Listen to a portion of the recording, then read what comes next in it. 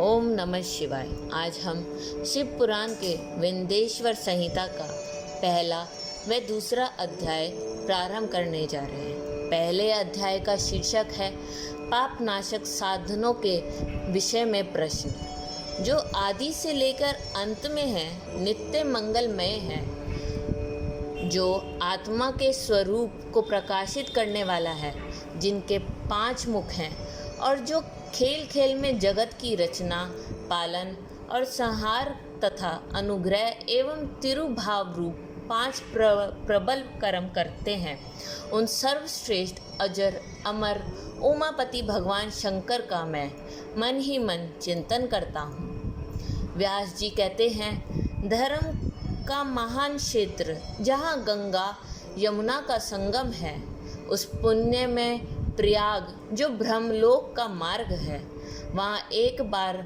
महातेजस्वी महाभाग महात्मा मुनियों ने विशाल यज्ञ का आयोजन किया।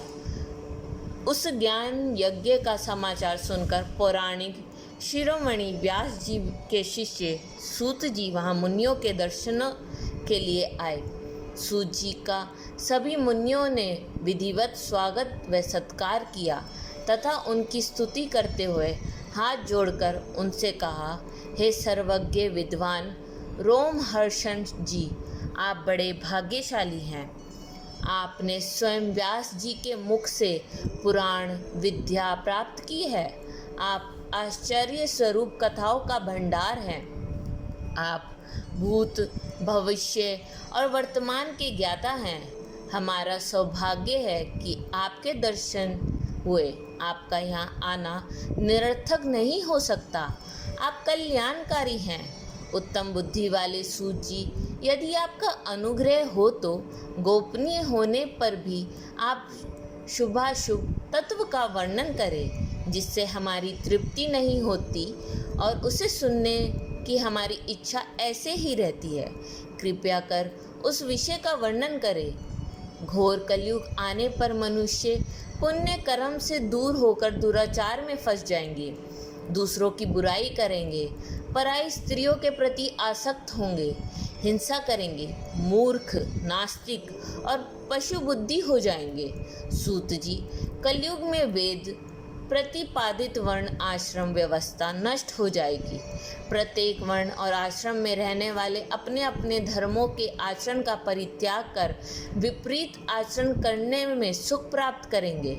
इस सामाजिक वर्णन संक्रता से लोगों का पतन होगा, परिवार टूट जाएंगे, समाज बिखर जाएगा, प्राकृतिक आपदाओं से जगह जगह लोगों की मृत्युआं होंगी, धन का क्षय होगा, स्वार्थ और लोभ की प्रवृत्ति बढ़ जाएगी, ब्राह्मण लोभी हो जाएंगे और वेद बेचकर धन प्राप्त करेंगे, मद से मोहित होकर दूसरों को ठगेंगे, पूजा पाठ नहीं करेंगे और ब्रह्म ज्ञान से शून्य होंगे। क्षत्रिय अपने धर्म को त्याग कर कुसंगी, पापी और व्यभिचारी हो जाएंगे। शौर्य से रहित हो वे शूद्रों जैसा व्यवहार करेंगे और काम के अधीन हो जाएंगे। वैश्य धर्म से विमुख हो संस्कार भ्रष्ट होकर कुमार्गी, धनोपार्जन पर्यायण होकर नाप तोल में ध्यान लगाएंगे। शूद्र अपना धर्म कर्म छोड़कर अच्छी वेशभूषा से सुशोभित हो व्यर्थ घूमेंगे। वे कुटिल और ईर्ष्यालु होकर अपने धर्म के प्रतिकूल हो जाएंगे, कुकर्मी और वाद विवाद करने वाले होंगे। वे स्वयं को कुलीन मानकर सभी धर्मों और वर्णों में विवाह करेंगे। स्त्रियां सदाचार से विमुख हो जाएंगी। वे अपने पति का अपमान करेंगी और सास ससुर से लड़ेंगी, मालिन भोजन करेंगी। उनका शील स्वभाव बहुत बुरा होगा। सूत जी, इस तरह जिनकी बुद्धि नष्ट हो गई है और जिन्होंने अपने धर्म का त्याग कर दिया है, ऐसे लोग लोक परलोक में उत्तम गति कैसे प्राप्त करेंगे? इस चिंता से हम सभी व्याकुल हैं। परोपकार के समान कोई धर्म नहीं है। इस धर्म का पालन करने वाला दूसरों को सुखी करता हुआ स्वयं भी प्रसन्नता अनुभव करता है। यह भावना यदि निष्काम हो तो कर्ता का हृदय शुद्ध करते हुए उसे परम गति प्रदान करती है। हे महामुने, आप समस्त सिद्धांतों के ज्ञाता हैं। कृपया कोई ऐसा उपाय बताइए जिससे इन सब के पापों का तत्काल नाश हो जाए। व्यास जी कहते हैं, उन श्रेष्ठ मुनियों की ये बात सुनकर सूत जी के मन ही मन परम श्रेष्ठ भगवान शिव शंकर का स्मरण करके उनसे इस प्रकार बोले। अब हम दूसरे अध्याय को प्रारंभ कर रहे हैं, जिसका शीर्षक है शिव पुराण का परिचय और महिमा। सूत जी कहते हैं, साधु महात्माओं, आपने बहुत अच्छी बात पूछी है। यह प्रश्न तीनों लोगों का हित करने वाला है। आप लोगों के स्नेहपूर्व आग्रह पर गुरुदेव व्यास का स्मरण करके मैं समस्त पाप राशियों से उद्धार करने वाले शिव पुराण की अमृत कथा का वर्णन कर रहा हूँ। हे वेदांत का सार सर्वस्व यह है, यही परलोक और परमार्थ को देने वाला है तथा दुष्टों का विनाश करने वाला है। इसमें भगवान शिव का उत्तम यश का वर्णन है। धर्म, अर्थ, काम और मोक्ष आदि पुरुषार्थों को देने वाला पुराण अपने प्रभाव की दृष्टि से वृद्धि तथा विस्तार को प्राप्त हो रहा है। शिव पुराण के अध्ययन से कलयुग के सभी पापों में लिप्त जीव उत्तम गति को प्राप्त होंगे। इसके उदय से ही कलयुग का उत्पात शांत हो जाएगा। शिव पुराण को वेद तुल्य माना जाएगा। इसका प्रवचन सर्वप्रथम भगवान शिव ने ही किया था। इस पुराण में 12 खंड या भेद हैं। ये 12 संहिता है।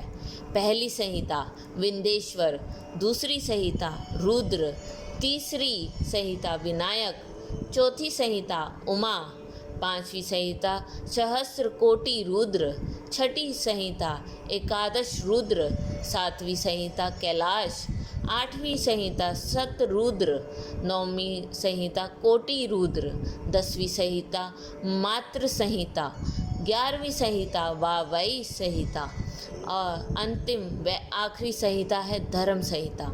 विंदेश्वर संहिता में 10,000 श्लोक हैं। रुद्र संहिता, विनायक संहिता, उमा संहिता और मातृ संहिता प्रत्येक में 8-8 हजार श्लोक हैं। एकादश रुद्र संहिता में 13,000, कैलाश संहिता में 6,000, सतरुद्र संहिता में 3,000, कोटि रुद्र संहिता में 9,000, सहस्त्र कोटि रुद्र संहिता में 11,000, वावई संहिता में 4,000 तथा धर्म संहिता में 12,000 श्लोक हैं। मूल शिव पुराण में कुल 1,00,000 श्लोक हैं, परंतु व्यास जी ने इसे 24,000 श्लोकों में संक्षिप्त कर दिया है। पुराणों की क्रम संख्या में शिव पुराण का चौथा स्थान है, जिसमें 7 संहिताएं हैं। पूर्व काल में भगवान शिव ने 100 करोड़ श्लोकों का पुराण ग्रंथ ग्रथित किया था। सृष्टि के आरंभ में निर्मित यह पुराण साहित्य अधिक विस्तृत था। द्वापर युग में द्वाप्यायन आदि महर्षियों ने पुराण को 18 भागों में विभाजित कर 4,00,000 श्लोकों में इसको संक्षिप्त कर दिया। उसके उपरांत व्यास जी ने 24,000 श्लोकों में इसका प्रतिपादन किया। ये वेद तुल्य पुराण विंदेश्वर रुद्र संहिता, सतरुद्र संहिता, कोटि रुद्र संहिता, उमा संहिता, कैलाश संहिता और वावई संहिता नामक 7 संहिताओं में विभाजित है। यह 7 संहिताओं वाला शिव पुराण वेद के समान प्रामाणिक तथा उत्तम गति प्रदान करने वाला है। इस निर्मल शिव पुराण की रचना भगवान शिव द्वारा की गई है तथा इसको संक्षेप में संकलित करने का श्रेय व्यास जी को जाता है। शिव पुराण सभी जीवों का कल्याण करने वाला है, सभी पापों का नाश करने वाला है। यही सत्पुरुषों का कल्याण प्रदान करने वाला है। यह तुलना रहित है तथा इसमें वेद प्रतिपादित अद्वैत ज्ञान तथा निष्कपट धर्म का प्रतिपादन है। शिव पुराण श्रेष्ठ मंत्र समूहों का संकलन है तथा यही सभी के लिए शिव धाम की प्राप्ति का साधन है। समस्त पुराणों में सर्वश्रेष्ठ शिव पुराण ईर्ष्या रहित अंत कारण वाले विद्वानों के लिए जानने की वस्तु है। इसमें परमात्मा का गान किया गया है। इस अमृतमय शिव पुराण को आदर से पढ़ने और सुनने वाला मनुष्य भगवान शिव का प्रिय होकर परम गति को प्राप्त कर लेता है। ओम नमः शिवाय।